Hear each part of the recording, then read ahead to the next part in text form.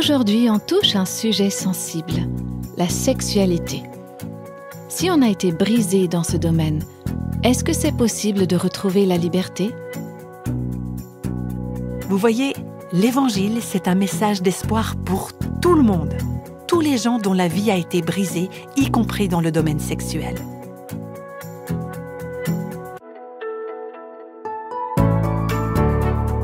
Bienvenue à l'écoute de Réveille nos cœurs. Depuis quelque temps déjà, nous suivons ici, avec vous, une étude sur les caractéristiques du réveil personnel. Cette série est intitulée « Retrouver Dieu, la joie d'une foi renouvelée ». C'est dans ce cadre qu'aujourd'hui, nous allons parler du plan de Dieu pour l'intimité physique dans le mariage. Et alors que vous nous écoutez, si vous avez de jeunes enfants près de vous, je vous invite à évaluer ou décider dans quelle mesure ils sont prêts à entendre parler de ce sujet ou si ce serait mieux de les occuper ailleurs. Je n'ai pas besoin de vous faire un dessin, on vit dans une culture hyper sexualisée. L'omniprésence de la pornographie dans notre société nous a tous profondément affectés. Et quand je dis tous, je pense bien tout le monde, hommes, femmes et enfants. 24 heures sur 24, 7 jours sur 7, cette culture nous envahit par son discours sur la beauté, sur le sexe, sur notre corps, sur notre valeur et sur bien d'autres choses encore. Et quand on regarde autour de nous, on voit beaucoup de tragédies. Et on voit aussi une incroyable confusion, beaucoup de vies qui sont brisées. Partout, la bataille fait rage. Pour ma part, en tout cas, quand je considère la place de la sexualité dans notre culture et dans notre monde, je crois que cette bataille est fondamentalement une bataille pour les âmes, une bataille contre la manifestation de l'Évangile. Et j'espère qu'à la fin de ce podcast, vous comprendrez un peu mieux ce que je veux dire. Quel que soit le milieu dans lequel on se trouve, qu'on soit chrétien ou pas, on constate facilement que les points de vue sur la sexualité diffèrent beaucoup. À une extrémité de cet éventail de points de vue, on trouve ceux pour qui le sexe représente le bien ultime, la satisfaction ultime. Ils ne peuvent pas s'en passer, ils en sont obsédés, ils y pensent tout le temps. Le sexe devient leur Dieu et il les contrôle. Et puis, à l'autre extrémité de cet éventail, pour certaines personnes, le sexe est tout sauf bon. Pourquoi ? Eh bien, il peut y avoir plein de raisons à ça. Ces gens ont peut-être grandi dans une famille ou dans un milieu où on leur répétait que le sexe, c'est mauvais, que c'est dangereux, une affaire dans laquelle on peut attraper des MST. Bref, le message qui leur était transmis, c'était « Le sexe peut détruire ta vie, alors ne t'en approche pas ». Et ils en sont venus à considérer le sexe comme quelque chose de sale et de dégoûtant. Et d'ailleurs, en cet instant même, il y en a peut-être parmi nos auditeurs, nos auditrices, qui sont probablement mal à l'aise en nous entendant parler de ça. Il y a d'autres personnes encore qui pensent non pas que le sexe est sale, mais que si on a eu des relations sexuelles en dehors de l'alliance du mariage, ou si on a d'une manière ou d'une autre enfreint les normes sexuelles de Dieu, on est souillé pour toujours. Et quand ils entendent le mot « sexe », ça les remue, ça fait remonter à la surface de profonds regrets et une grande culpabilité. Donc, pour eux, le sexe est tout sauf bon. Et il y a aussi d'autres personnes, et peut-être certains ou certaines d'entre nous, qui ont été victimes d'une agression sexuelle, d'un abus, d'une manipulation. Et donc, pour eux, pour elles, le sexe est terrifiant. Et ces personnes en ont peur, elles le redoutent, c'est quelque chose dont elles tiennent à rester éloignées. Et il se peut aussi que, pour une raison quelconque, liée à votre arrière-plan, à votre cadre de référence, eh bien vous considérez au fond le sexe comme un mal nécessaire. Si vous êtes marié, vous vous dites peut-être que c'est une contrainte, c'est un devoir que vous devez accomplir, quelque chose qui, par obligation, fait partie de votre vie. Dans le passé, j'ai déjà enseigné ce thème de la sexualité dans le cadre de la série « Retrouver Dieu ». Mais je vous avoue que maintenant que je suis mariée, je vois tout ça d'un œil nouveau. Ma perspective est aujourd'hui un petit peu différente de celle que j'ai pu adopter autrefois. Pour commencer, je vais juste rappeler une vérité. Dieu s'intéresse au sexe. Il s'y intéresse beaucoup. Et le diable aussi s'y intéresse beaucoup. Et j'ajouterai une autre vérité à laquelle vous n'avez peut-être jamais réfléchi. On devrait s'intéresser de près au sexe, vous et moi, parce que c'est quelque chose d'important. Et il me semble qu'il faut qu'on commence par énoncer quelques vérités fondamentales et réfuter aussi quelques idées fausses. Par exemple, le sexe représente beaucoup. C'est vrai. Mais le sexe ne représente pas tout. Ça, c'est vrai aussi. Donc ici, l'idée fausse, c'est que le sexe est tout. Ce n'est pas le cas. Il représente beaucoup, mais il ne représente pas tout.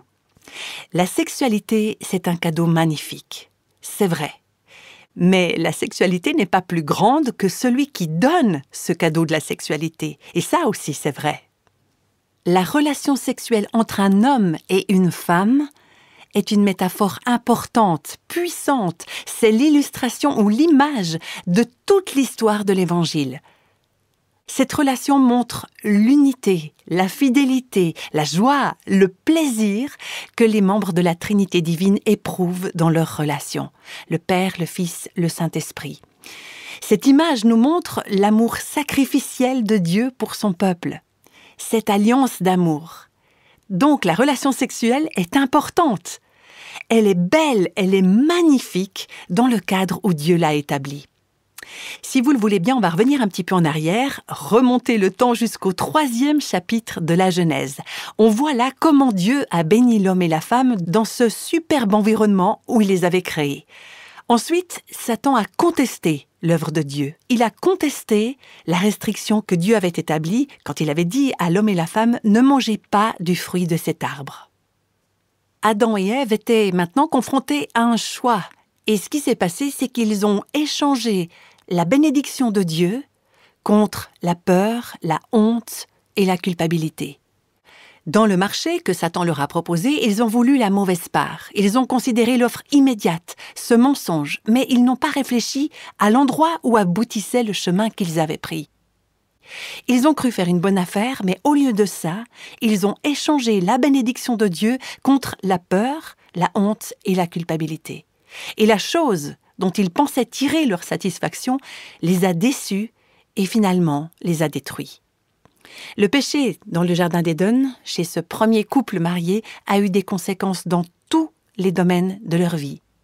Leur corps, leur âme, leur esprit ont tous été impactés, affectés par le péché.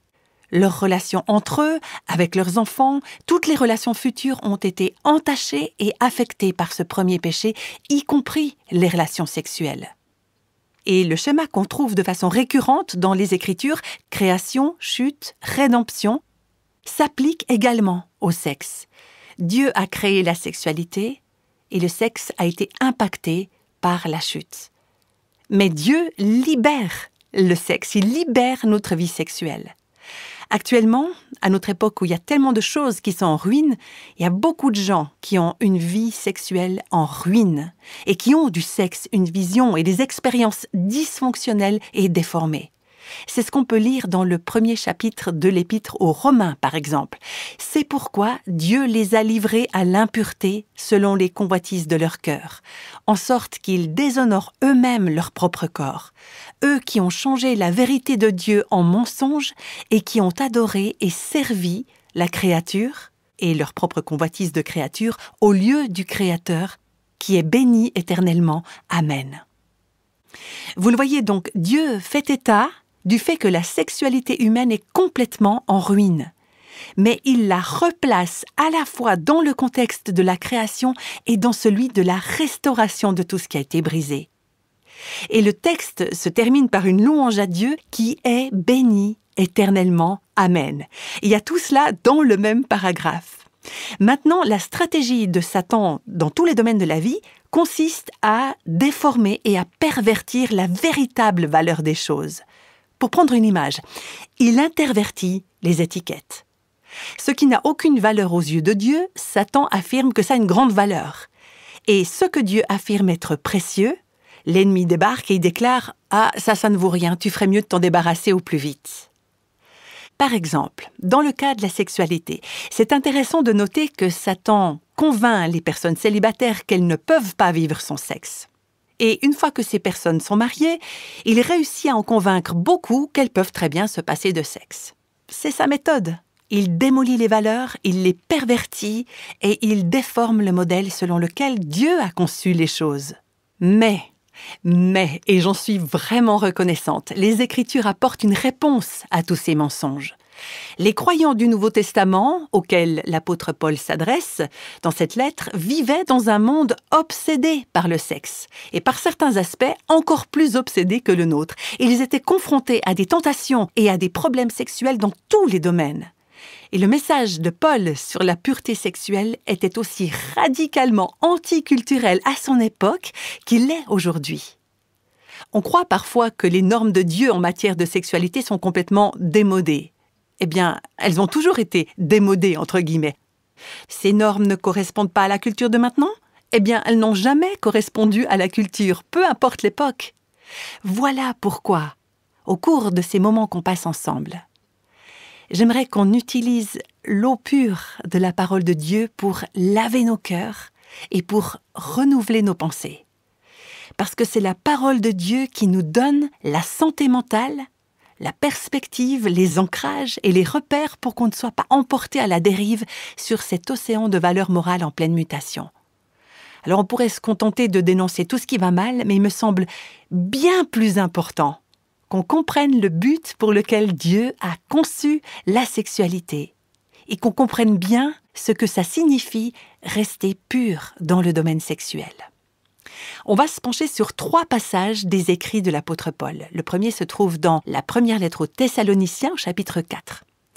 Je voudrais pouvoir passer un épisode entier à détailler le contexte de ce passage, mais je vais juste choisir un paragraphe à partir du verset 3.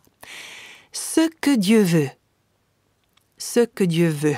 Est-ce qu'il vous est déjà arrivé de dire à quelqu'un « J'aimerais vraiment savoir quelle est la volonté de Dieu ». Vous voulez vraiment savoir quelle est la volonté de Dieu ? Je vais vous dire ce que Dieu veut. Le passage qu'on est en train de lire, comme plusieurs autres, qui nous disent ce que Dieu veut. Alors je vous encourage à chercher ces passages, à approfondir ce qu'ils disent, et vous vous retrouverez au centre de la volonté de Dieu. Alors bien sûr, il n'y aura certainement pas un passage pour vous dire « Vous devriez vendre la maison dans laquelle vous êtes et en acheter une autre ». Non, mais si vous étudiez les passages qui disent « Voilà ce que Dieu veut », vous saurez comment prendre de bonnes décisions dans un grand nombre de situations. Donc on continue notre lecture. Ce que Dieu veut, c'est votre progression dans la sainteté. C'est que vous vous absteniez de l'immoralité sexuelle. C'est que chacun de vous sache garder son corps dans la consécration et la dignité, sans le livrer à la passion du désir comme les membres des autres peuples qui ne connaissent pas Dieu. Je vais m'arrêter là pour l'instant. Ce qui est clair dans cette partie du passage, c'est que ceux qui connaissent Dieu ne vivent pas de la même manière que ceux qui ne le connaissent pas. Il y a une énorme différence qualitative qui provient de l'intérieur des gens et qui se manifeste à l'extérieur d'eux. Vous comprenez, bien sûr, tout le monde, tous les gens mangent, par exemple, tous les gens s'habillent, tous les gens vont travailler, etc. Ils font beaucoup de choses de la même façon, mais à l'intérieur d'eux-mêmes, il y a un noyau qui est très différent. Et Paul dit, vous ne pouvez pas prétendre connaître Dieu et en même temps vivre sous le contrôle de vos passions et de vos convoitises. Ceux qui connaissent Dieu s'abstiennent de toute immoralité sexuelle et ils contrôlent leur propre corps dans la sainteté et l'honneur.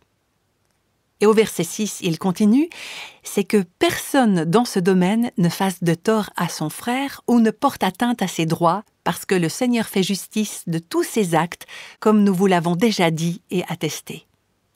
Remarquez au passage qu'il est juste d'avertir les gens des conséquences du péché, notamment dans le domaine sexuel. Bien sûr, on va faire ça avec amour, dans un esprit de grâce. On ne va pas arriver vers les gens avec une massue pour leur taper dessus. Non, on n'essaye pas de détruire leur vie, on essaye au contraire de protéger leur vie de la destruction. Donc Paul dit, je vais vous avertir à ce sujet.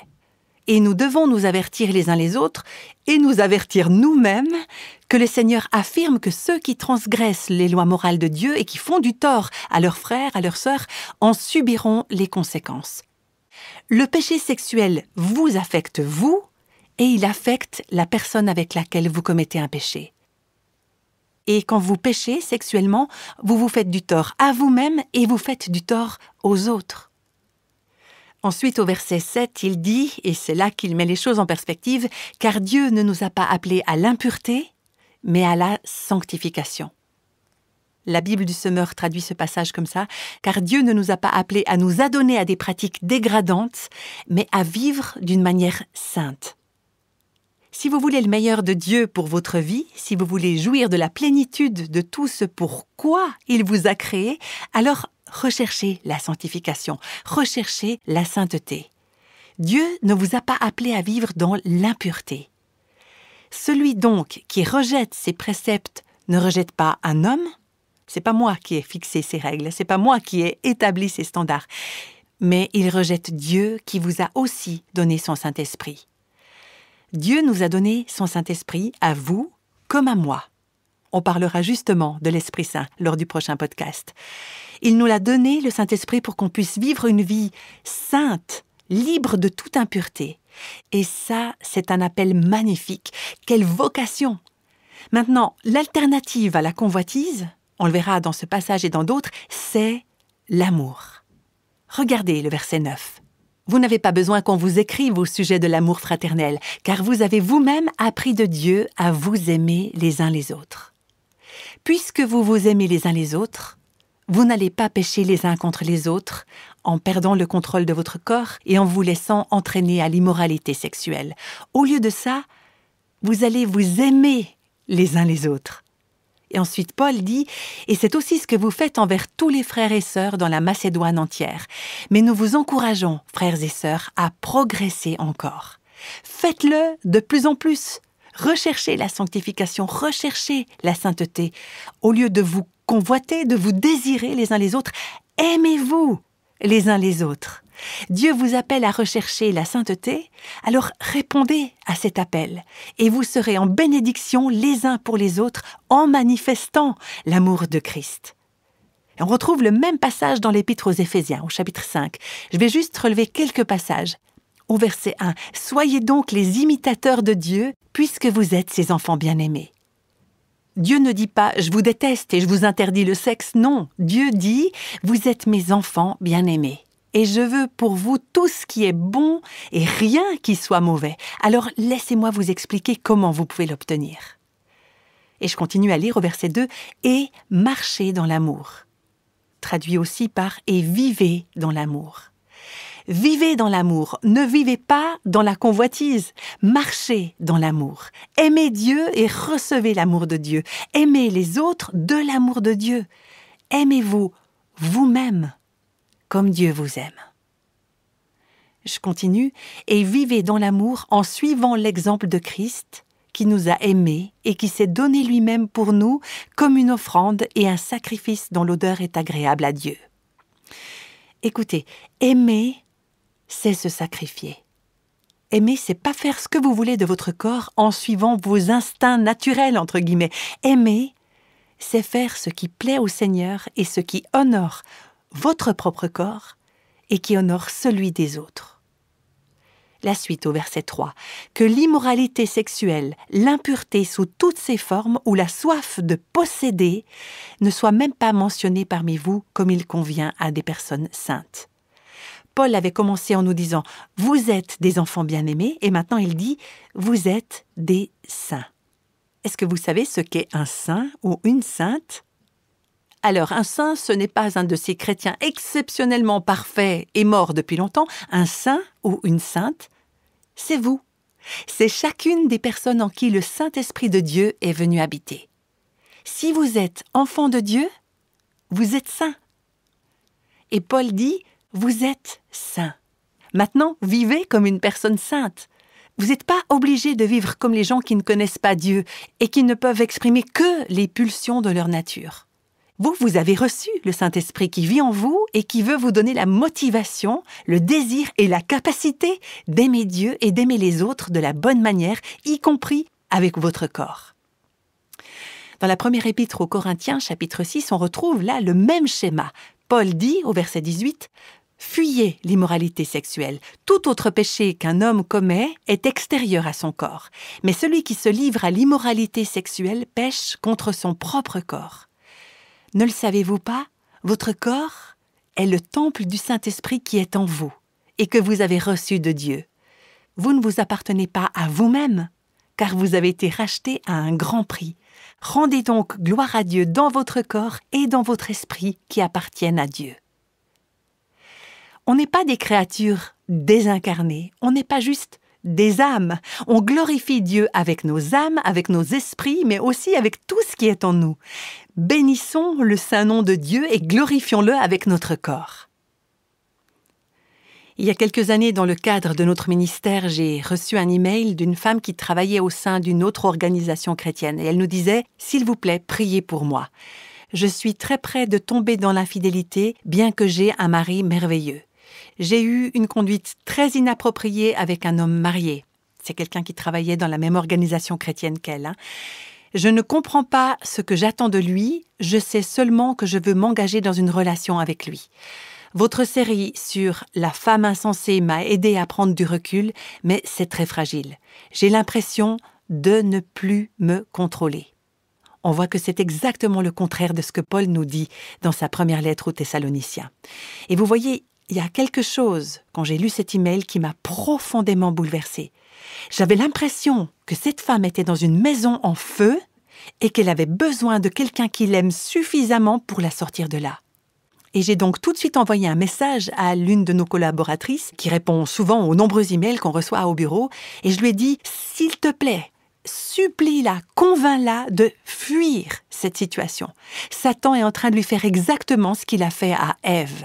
Il la trompe, il lui ment en la persuadant que ce fruit est ce qu'elle veut et ce dont elle a besoin. » Et j'ai dit à cette collaboratrice « La vérité, c'est que ça va être sa perte. Elle croit que cette relation lui apportera la joie, mais en fait, ça va détruire sa vie, ça va détruire son avenir, sa famille, sa relation avec le Seigneur, tout. Aussi difficile que ça puisse être pour elle de faire face à ce mensonge, si elle crie à Dieu pour obtenir sa grâce, il va l'aider. » Et quelques semaines plus tard, on a reçu un autre mail de cette même femme, encore plus désespérée. Elle disait « Ce matin, je me sens paralysée. J'essaye de faire mon travail, là, dans cette organisation chrétienne, et je suis en train de lire les emails que cet homme m'a envoyés ce matin. Et je ne sais pas comment fuir cette situation, parce que maintenant, on est amoureux l'un de l'autre. » Elle avait l'impression d'être amoureuse, mais en vérité, ce n'était pas de l'amour, mais c'était du désir. Et ce dont elle avait besoin, c'était du véritable amour pour la libérer du désir adultère. Finalement, j'ai pu lui parler directement au téléphone. Elle sanglotait, elle ne pouvait pas s'arrêter de pleurer. Il s'est avéré qu'elle avait tout un passé d'addiction sexuelle. Il y avait eu des temps meilleurs, des temps de restauration, et puis des rechutes aussi. Elle sanglotait, elle disait « Je sais que je suis en train de tout détruire. Je suis tellement désespérée. Je veux sortir de là avant que tout explose et que tout le monde découvre qui je suis vraiment. » Ça faisait des années qu'elle essayait de se libérer de ses péchés et de ses addictions sexuelles. Son mari avait des responsabilités dans leur église et il ignorait tout de la relation qu'elle entretenait sur son lieu de travail. Dans le passé, elle avait elle-même eu l'occasion de conseiller d'autres femmes qui se trouvaient dans des situations similaires. Bref, pour faire court, Dieu a conduit cette femme dans un époustouflant processus de confession, de repentance et de reconstruction. Et il l'a libérée de son esclavage et il a restauré son mariage. Ça fait maintenant une quinzaine d'années à peu près que ça s'est passé et on correspond toujours de temps en temps. Dieu a fait un travail incroyable dans sa vie. Maintenant, il utilise cette femme pour aider d'autres personnes qui sont captives de l'immoralité sexuelle. Vous voyez, l'Évangile, c'est un message d'espoir pour tout le monde, tous les gens dont la vie a été brisée, y compris dans le domaine sexuel. Peut-être que vous avez péché en matière de sexualité. Alors je vous annonce aujourd'hui une bonne nouvelle. L'Évangile peut vous libérer de votre culpabilité et il peut, écoutez bien, restaurer votre vertu. Oui, c'est quelque chose que l'Évangile peut faire, mais l'ennemi ne veut pas que vous le sachiez. Vous avez peut-être été abusé sexuellement. C'est vous qui avez été victime d'un péché, d'un abus que vous n'avez pas choisi et sur lequel vous n'avez eu aucun contrôle. Eh bien, je peux vous certifier que l'Évangile a le pouvoir de vous libérer de la honte et de vous apporter la guérison et la restauration dans votre cœur qui a été réduit en miettes à cause de l'abus dont vous avez souffert. C'est l'Évangile, c'est la bonne nouvelle dont vous avez besoin. Que vous soyez marié ou célibataire, il se peut que vous ayez du mal à vous abstenir de toute relation sexuelle en dehors du mariage. Vous ressentez peut-être l'attrait, et c'est un attrait qui peut être incroyablement fort, des fantasmes sexuels, de la pornographie, de l'érotisme, de la satisfaction égoïste. Là aussi, vous avez besoin de l'Évangile. L'Évangile peut vous donner le désir et le pouvoir de plaire à Dieu et de vivre dans la maîtrise de vous-même et dans l'amour, plutôt que dans la convoitise. L'Évangile vous donne le pouvoir de trouver, d'expérimenter une profonde satisfaction dans l'amour du Christ. Si vous êtes marié, il se peut que vous ayez du mal à avoir une attitude positive à l'égard de la sexualité, que vous ayez du mal à vous donner à votre conjoint sur le plan sexuel. Il peut y avoir un tas de raisons à ça, des raisons de fond. Mais je tiens à vous le dire encore une fois, vous avez besoin de l'Évangile. L'Évangile peut vous communiquer la grâce dont vous avez besoin pour désirer, pour avoir envie de votre conjoint et pour faire l'expérience de la guérison dans les domaines qui sont perturbés dans votre vie et dans votre mariage. Maintenant, si vous me le permettez, j'aimerais prendre quelques instants pour partager avec vous une expérience tout à fait personnelle. Comme la plupart d'entre vous le savez déjà, j'ai été célibataire la majeure partie de ma vie. Et pendant toutes ces années, Dieu, par sa grâce, moi j'ai aucun mérite, m'a donné le désir de lui plaire et de le rechercher, de cultiver l'intimité avec lui et de servir son royaume en tant que célibataire. Dans la Bible, dans le Cantique des Cantiques au chapitre 8, le verset 4 dit « Ne réveillez pas l'amour avant qu'elle le veuille ». Moi, je connaissais ce verset depuis mon enfance. Ce Cantique des Cantiques, c'est un livre étonnant qui nous parle de la beauté et de la magnificence du sexe dans le contexte de l'alliance du mariage.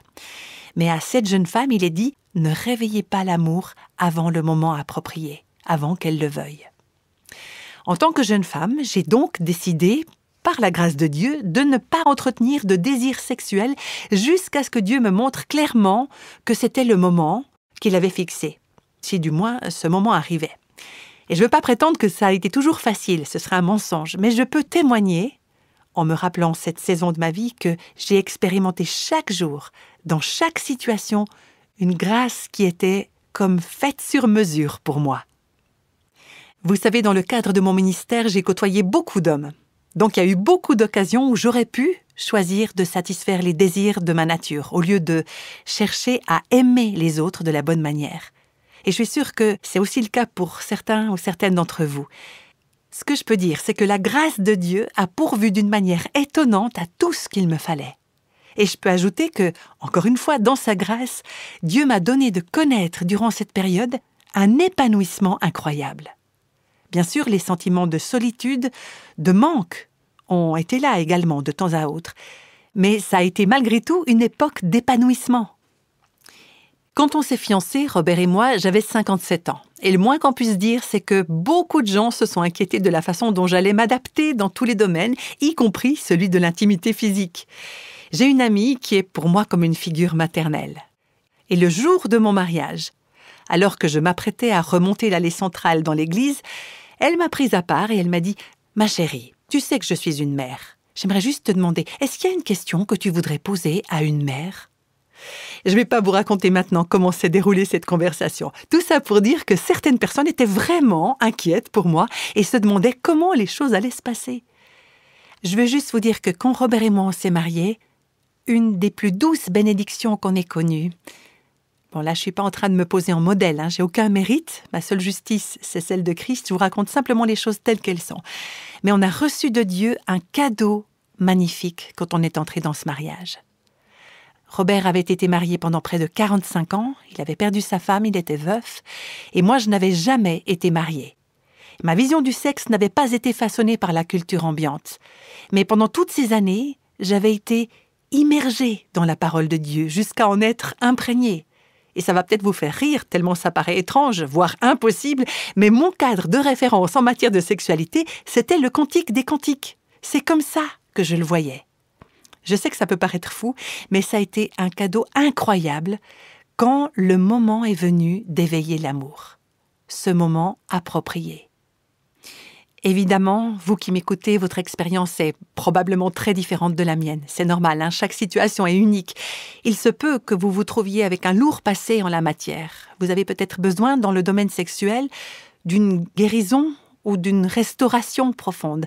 Mais je peux vous dire que par la puissance du Christ et de l'Évangile, vos pensées peuvent être renouvelées par l'Esprit et par la parole de Dieu pour vous aider à voir la sexualité comme Dieu la voit et à faire l'expérience dans votre vie sexuelle de ce que Dieu a de meilleur. Et j'aimerais tellement que, en particulier mes sœurs chrétiennes, puissent expérimenter la liberté et la joie qu'il y a à célébrer le merveilleux cadeau qu'est le sexe au moment et à l'endroit voulu par Dieu. Vous savez, en fait, lors de notre nuit de noces, j'ai donné à mon mari un petit album photo que j'avais fait. En titre, j'avais écrit « Le cantique des cantiques pour mon bien-aimé, le jour de notre mariage, le 14 novembre 2015. De tout mon cœur, je suis à mon bien-aimé et mon bien-aimé est à moi. » Et puis, il y avait le texte du Cantique des Cantiques que j'avais imprimé, découpé et collé. Et en dernière page, il y avait une note dont je ne vous dirai pas les termes parce qu'elle était pour lui et rien que pour lui. Mais voilà, Dieu a prévu le sexe pour être un cadeau, un don partagé en son temps et en son lieu par un homme et une femme qui sont unis par l'alliance du mariage. Et j'aimerais tellement que chacune, chacun arrive à partager la perspective de Dieu sur ce cadeau merveilleux. Que vous soyez célibataire ou que vous soyez marié, je souhaite de tout mon cœur que votre vie sexuelle raconte l'histoire de l'Évangile et qu'elle reflète l'amour de Christ. Si vous connaissez Dieu, si vous l'aimez et que vous aimez ses voies, vous êtes libre de profiter pleinement de ses dons dans toutes les saisons de votre vie, quels que soient ces dons. Le don des relations sexuelles si vous êtes marié, le don de l'abstinence si vous êtes célibataire. Mais j'aimerais qu'on se rappelle que les instructions de Dieu, les limites qu'il nous fixe sont là pour notre joie et pour notre liberté, et pour notre paix et pour notre épanouissement. Donc je vous en supplie, que vous soyez marié ou célibataire, ne vous contentez pas de moins que ça. N'échangez pas les cadeaux de Dieu contre ce qui a beaucoup moins de valeur. Et je sais que vous qui m'écoutez, vous êtes dans toutes sortes de situations différentes. Il y en a certaines qui sont étudiants, étudiantes, d'autres encore qui sont au lycée. Il y a de jeunes mariés ou des personnes qui sont mariées depuis très longtemps. Il y a des personnes veuves. Il y a des personnes dans toutes les saisons de leur vie. Et à vous toutes, à vous tous, je dis, quel que soit le don de Dieu pour vous dans la saison où vous êtes maintenant, ne le troquez pas contre quoi que ce soit d'autre. Ne vous contentez pas de moins. Récemment, alors que Robert et moi on allait se coucher, un soir, il m'a prise dans ses bras et il a murmuré une prière très courte, mais très sincère. C'est une prière qui a tout de suite touché mon cœur et le lendemain matin, je m'en suis rappelée et puis je l'ai notée. Il a dit « Merci, Père, pour le don de l'intimité. Nous t'adorons ensemble. » C'est de l'adoration. Que vous soyez marié ou célibataire, le but de Dieu dans tous les domaines de votre vie, c'est que vous fassiez l'expérience de la pureté et de la beauté de l'intimité avec lui. La pureté et la beauté d'être mis à part pour les besoins de son royaume. Et si Dieu vous fait le cadeau d'être marié, que vous puissiez expérimenter dans le contexte de cette alliance la pureté et la beauté d'être unis l'un à l'autre de corps, d'âme et d'esprit. Seigneur, nous sommes conscients que le sujet de notre vie sexuelle, c'est un peu comme une terre sainte. Et c'est aussi un mystère. Il y a tant de choses qu'on ne comprend pas. Mais je sais que notre vie sexuelle raconte une histoire. Ma prière, c'est que notre sexualité soit éclairée par l'Évangile et qu'elle reflète l'Évangile. Et alors les gens verront combien tes projets, tes desseins sont bons et merveilleux. Seigneur, donne-nous de voir que tu nous as donné ce que tu as de meilleur et garde-nous de l'échanger contre quoi que ce soit d'autre de moindre valeur. Père, je te prie en particulier pour mes sœurs, celles qui sont mariées et celles qui sont seules, qu'elles soient veuves, qu'elles soient divorcées, séparées, qu'elles n'aient jamais été mariées ou quelle que soit leur situation. Je t'en prie, Seigneur, par ta grâce, donne-nous dans chaque saison de notre vie la joie de la pureté sexuelle. que ça signifie l'abstinence ou la pratique d'une belle et d'une bonne sexualité au moment où toi tu l'as prévu. Je te prie dans le nom de Jésus. Amen.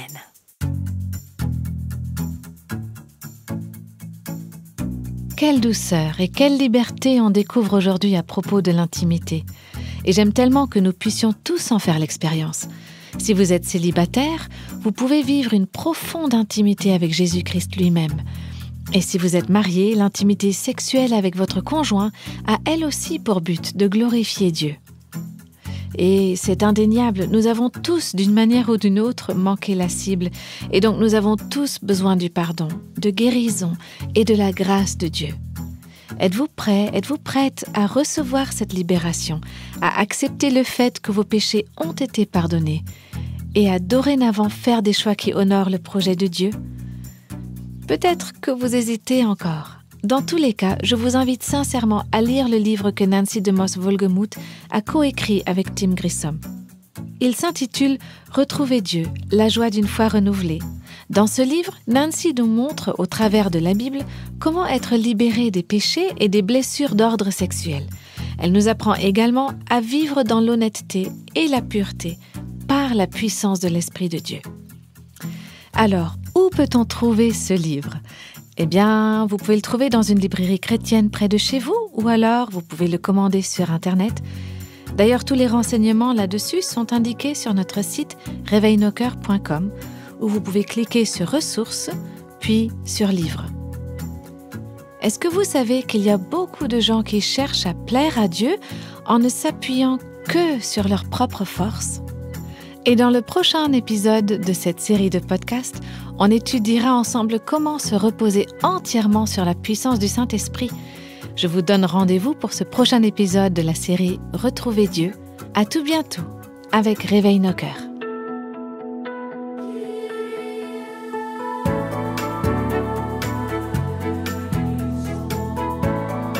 Tous les extraits de la Bible sont tirés de la version second 21. Réveille nos cœurs est le ministère francophone de Revive Our Hearts, initiative de Life Action Ministries avec Nancy DeMoss Wolgemuth. Avec les voix de Christine Raymond et Jeannette Kosman.